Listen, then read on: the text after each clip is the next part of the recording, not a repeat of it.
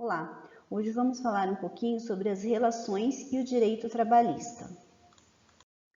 O direito trabalhista regula a relação entre os patrões e empregados e é regido pela CLT, que é a Consolidação das Leis Trabalhistas.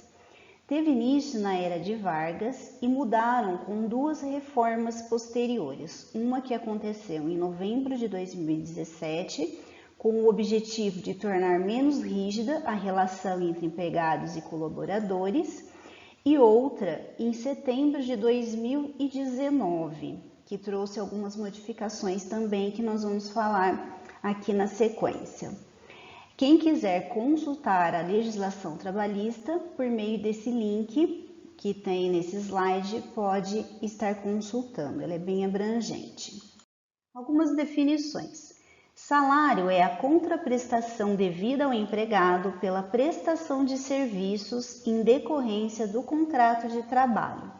Já a remuneração é a soma do salário contratualmente estipulado, que pode ser mensal, por hora, por tarefa, entre outros, com outras vantagens percebidas na vigência do contrato de trabalho, como, por exemplo, horas extras, adicional noturno, adicionais de periculosidade e insalubridade, comissões, percentagens e gratificações, entre outras. As verbas que são consideradas como remuneração e também fazem parte para o cálculo do 13º, das férias e rescisões são as horas extras, o adicional noturno e de periculosidade e insalubridade, o repouso semanal remunerado, esse repouso é obrigatório, né? Um dia por semana de repouso, e esse repouso ele é remunerado, as comissões, gratificação, quebra-caixa, que é um valor que é pago aos profissionais que trabalham no caixa, em virtude de eles mexerem com dinheiro, e também as gorjetas. A Lei 13.467 de 2017 estabeleceu que, ainda que habituais, não integram a remuneração do empregado os abonos, os prêmios, seja ele de qualquer tipo, como a sua idade, triênio, anuênio, entre outros, ajuda de custos de qualquer valor e os abonos habituais em salário in natura, como, por exemplo, o pagamento de aluguel de casas, de carros, de escolas de filhos, entre outros, e também diárias para viagem, ainda que excedam 50% do salário recebido pelo empregado. Então, todas essas parcelas citadas aqui, elas não fazem parte da remuneração e, consequentemente, elas não entram no cálculo do 13º, das férias e das rescisões. Em relação ao trabalho noturno, podemos dizer que nas atividades urbanas é considerado o trabalho noturno das 22 horas de um dia até as 5 horas do dia seguinte. E nas atividades rurais, quando é na lavoura, é entre as 21 horas de um dia e as 5 horas do dia seguinte, e na pecuária entre as 20 horas de um dia até as 4 horas do dia seguinte. Em relação ao horário reduzido, então todo o trabalho noturno computa-se uma hora reduzida, com 52 minutos e 30 segundos ao invés de 60 minutos. Ou seja, cada hora noturna sofre a redução de 7 minutos e 30 segundos, ou em porcentagem 12,5% sobre o valor da hora diurna. Portanto, a cada 52 minutos e 30 segundos trabalhados no período noturno, será computada 1 hora de jornada trabalhada. Notem que nas atividades rurais, a hora noturna é considerada com 60 minutos, tá? Não havendo, portanto, a redução, assim como ocorre nas atividades urbanas. Em relação ao intervalo entre jornadas, para uma jornada de trabalho de até 4 horas, não há a necessidade de intervalo. Acima de 4 horas até 6 horas é necessário um intervalo de 15 minutos. E acima de 6 horas é necessário um mínimo de 1 hora e um máximo de 1 hora de intervalo. Ao intervalo para o repouso ou alimentação, não se aplica redução de horas, ou seja, é uma hora cheia de 60 minutos. Então, quando a gente falou anteriormente, para quem trabalha de 6 a 8 horas, ele deve ter no mínimo 1 hora e no máximo 2 horas de intervalo. E essas horas são de 60 minutos. A concessão do período de repouso ou alimentação aplica-se inclusive para vigias, vigilantes, zeladores, porteiros e outras funções assemelhadas sem qualquer distinção. Mesmo que há acordos de revezamento, devem existir os respectivos intervalos sob a pena de pagamento de multas e horas complementares.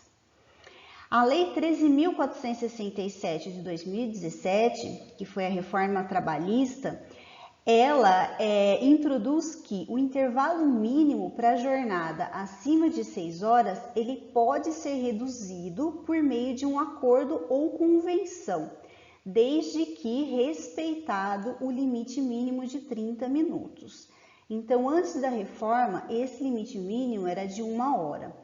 Após essa reforma de 2017, se esse limite for negociado por meio de acordo ou convenção, ele pode ser de 30 minutos. A Constituição Federal determina que todos são iguais perante a lei, sem distinção de qualquer natureza. Diz ainda que homens e mulheres são iguais em direitos e obrigações e que a lei deve punir qualquer discriminação aos direitos e liberdade fundamentais. Dessa maneira, em relação ao trabalho noturno da mulher e do homem, podemos dizer que, tanto para um quanto para outro, seguem os mesmos princípios. O trabalho noturno dos menores de 18 anos de ambos os sexos é expressamente proibido pela Constituição Federal e pela CLT. Então, é proibido o trabalho noturno de menores de 18 anos. A hora noturna nas atividades urbanas, ela deve ser paga com um acréscimo de, no mínimo, 20% sobre o valor da hora diurna, exceto nas condições mais benéficas previstas em acordos, convenção coletiva ou sentença normativa. Então, é essa porcentagem que nós chamamos de adicional noturno. Então, cada hora que é trabalhada após as 10 horas e até as 5 horas da manhã, é calculado um adicional noturno em cima do valor da hora diurna de no mínimo 20%. Nas atividades rurais e também na pecuária, o acréscimo deve ser de no mínimo de 25% sobre o valor da hora diurna. E sobre as parcelas referentes ao adicional noturno e seus reflexos, também incidem o INSS, o Fundo de Garantia por Tempo de Serviço e o Imposto de Renda. Então, também são considerados esses valores do adicional noturno para o cálculo do INSS, Fundos de Garantia e Imposto de Renda. Há alguns direitos que podem ser negociados. São eles: a jornada de trabalho, o banco de horas, o intervalo para o almoço, como a gente viu com a reforma trabalhista de 2017, é possível negociar para no mínimo 30 minutos o intervalo para o almoço.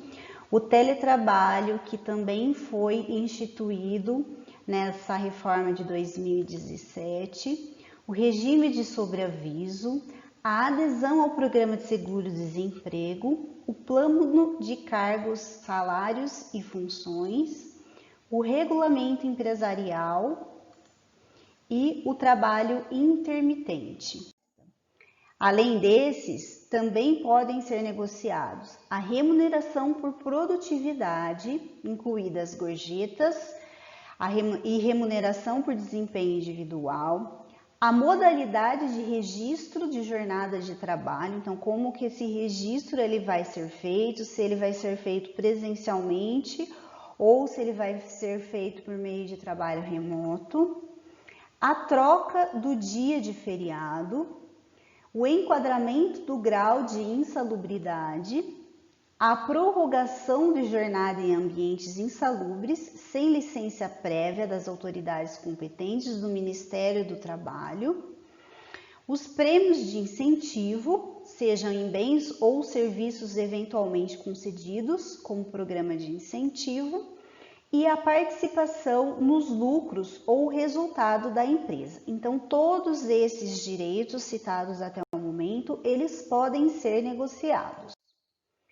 E há direitos que não podem ser negociados. São eles o 13º, o fundo de garantia do tempo de serviço, o repouso semanal remunerado, que é obrigatório 1 hora por semana, a garantia de salário, a remuneração do trabalho noturno, que é superior ao diurno, o salário família pago devido à existência de dependentes do trabalhador de baixa renda, a remuneração de horas extras superior no mínimo em 50% da hora normal, então esse também não pode ser negociado, ela deve ser no mínimo de 50%. Férias anuais remuneradas com pelo menos 1/3 a mais do que o salário normal, licença maternidade e paternidade, aviso prévio proporcional ao tempo de serviço, então mais para frente a gente vai ver qual é essa proporção, adicional de insalubridade e periculosidade, a aposentadoria e seguro contra os acidentes de trabalho. Além desses, também é proibido diferenças de salário de exercício de funções e critérios de admissão por motivo de sexo, idade, cor ou estado civil.